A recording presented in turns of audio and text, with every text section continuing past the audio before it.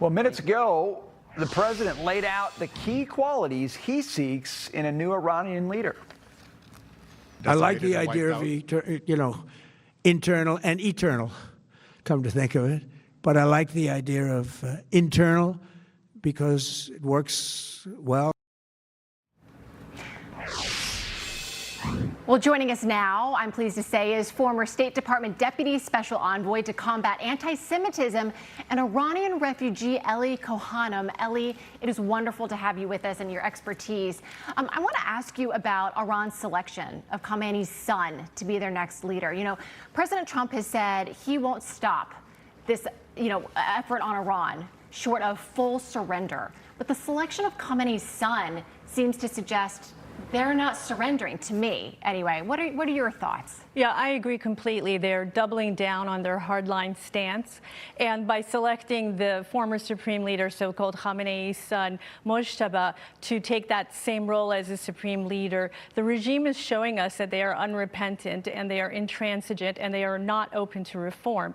But President Trump already told us that he considers Mojtaba a weak figure and that he has no message for him. And in essence, he will not accept him as any kind of a leader of this regime. We also have heard the Israelis tell us that they've got him on a hit list. There's a big target on Mojtaba Khamenei's back, and that's why, by the way, today the Iranians paraded a cardboard photo of him, but you have not seen him publicly anywhere. So I think that Mojtaba Khamenei's days are limited, and what we're waiting for is a legitimate leader to emerge from Iran, someone that the Iranian people will accept, and certainly someone who President Trump might accept as a leader that the United States and Israel and really the entire region might work with going forward. That seems like a really tricky thing to figure out. President Trump says, I need to approve the person.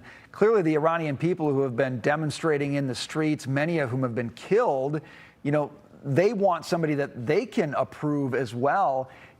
Where do you see that emerging from? Are there channels through which that kind of leader can kind of pop up in Iran?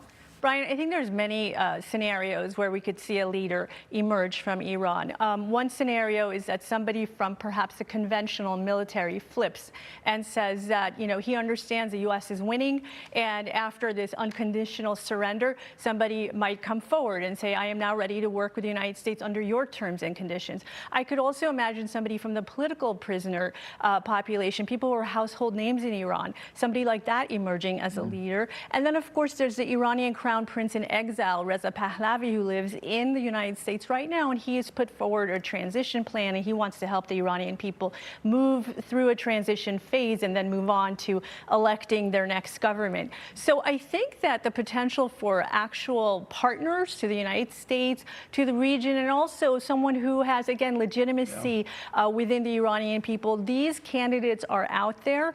Once we see the United States achieve our military objectives, and perhaps at that point when the bombs and the missiles have stopped raining down, and perhaps we say to the Iranian people, now is your time to take your government back, as President Trump has called upon them.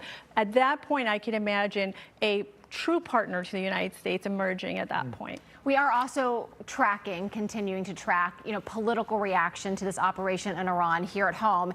And the Democrats' latest line of attack against this operation in Iran, they say it's an oligarch's war. Ellie, watch this. $1 billion a day for war that's never been declared by Congress and where there are no apparent American interests involved. I mean, this is an oligarch's war. It's an aristocrat's war. It's basically between, Donald Trump and Jared Kushner, Mohammed bin Salman, Benjamin Netanyahu. What does it have to do with the people of the United States? Ellie, no American interest involved.